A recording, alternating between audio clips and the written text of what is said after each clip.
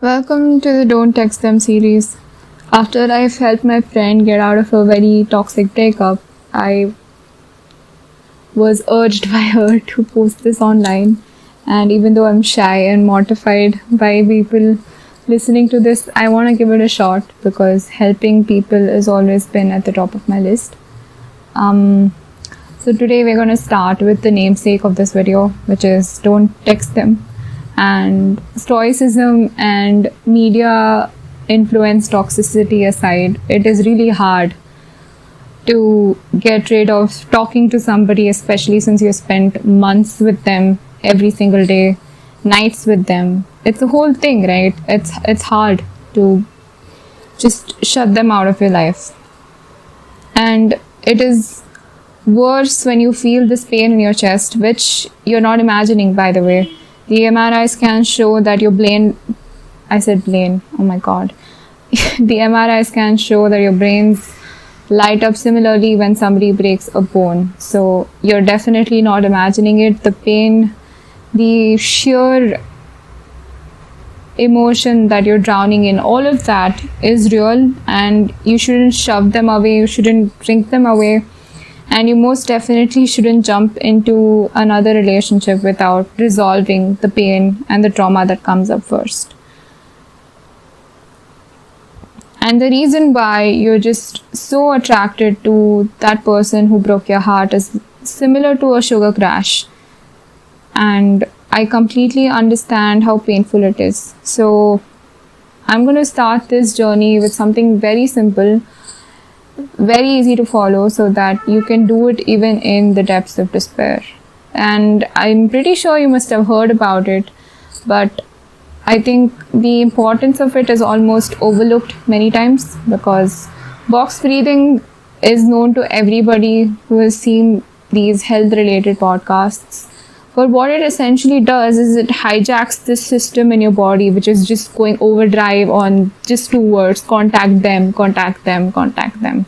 So when you're breathing in for 4, holding your breath for 4, and breathing out for 4, and continuing that process over and over, what you're doing is you're giving an anchor to your brain in this time of alarm. So let's start with this. And it's used by Navy SEALs, by the way, so it is backed by science. It's not woo-woo. So let's try it out once. And if you're in pain, in tears, watching this right now, I'm so sorry that you're going through this. But I hope this exercise, this small little exercise, helps you feel better. It's simple. Just breathe in for 4, 2, 3, 4. Hold for 4. 1, 2, 3, 4. Then breathe out for 4, 2, 3, 4. And you hold again. 2, 3, 4. And you continue doing this till you have some semblance of calm. It will not override the urge altogether, but it will dampen it for sure, so that you are left feeling better than when you started this video. And another thing you can do is anchor your senses. By anchoring your senses, you're in the present moment, and every time you feel like going to the past or anticipating the future, just come back. And I know how hard it is, especially since you're still digesting the betrayal of the breakup, the pain of the breakup. Even if you have started it, pain knows no language, and instead of suppressing it, I invite you to feel through it using these anchors. Instead of acting on the pain, it's easier to let the pain move through your body. And obviously, pain like this, pain this big, pain of a breakup, which is a grade A threat in your brain, will not be absolved in a day or two. It takes time, and this requires a lot of comfort from your side, a lot of love from your side. Now, getting back to anchoring our senses, we can start with naming 5 things that we see. For example, I see a beanbag, I see my fan, I see a pile of clothes that I haven't folded yet because of my demanding schedule. I see my racks of books, I see my laptop. And then you name 4 things you can touch. I can touch my rubber band, I can touch my glasses, I am holding my phone in my hand, the likes of it. So 3 things you can hear. I can hear children screaming outside in the playground. I can hear their parents talking in a conversation close by. I can hear birds chirping. 2 things you can smell. I can smell the perfume that I just put a few minutes ago. I can also smell the fragrance of flowers that I had brought in from my garden. And 1 thing you can taste. So right before I started this video, I had lunch, so I can taste that.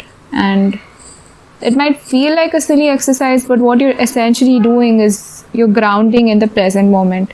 And when you ground in the present moment, your body begins to realize that, hey, maybe, just maybe, it's not an immediate threat and I can relax in this present moment now.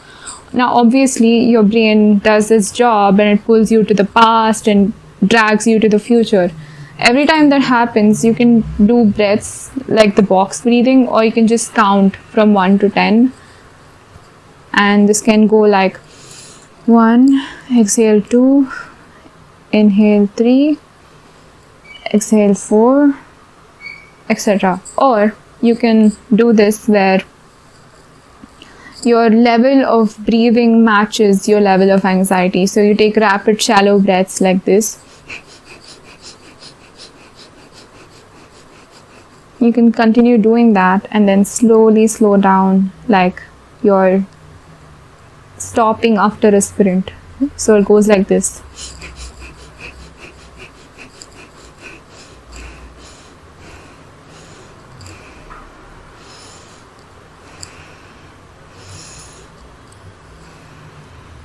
So what you're essentially doing here is you're calming down your vagus nerve, which activates your parasympathetic system, which is a fancy way of saying that you're going from fight or flight to rest and digest. And this is very useful when you're having an almost panic attack or an almost anxiety attack. If there's nobody around you to help you, please try this out. And if you're having any issues or if you want help, you can always reach out to me. You can always post a comment. I can always give you an email so that you can reach out to me. So this was the start of the Don't Text Them series. And I know that the tricks are not symbols of grandeur where you have these complicated steps that you follow for a guaranteed break free from the heartbreak. But what these are simple science-backed steps that you can use to make sure that you are not washed away by the pain, but you're feeling through it, moving through it for a better tomorrow. Stay tuned for more, and I hope that you're feeling better now. Thank you.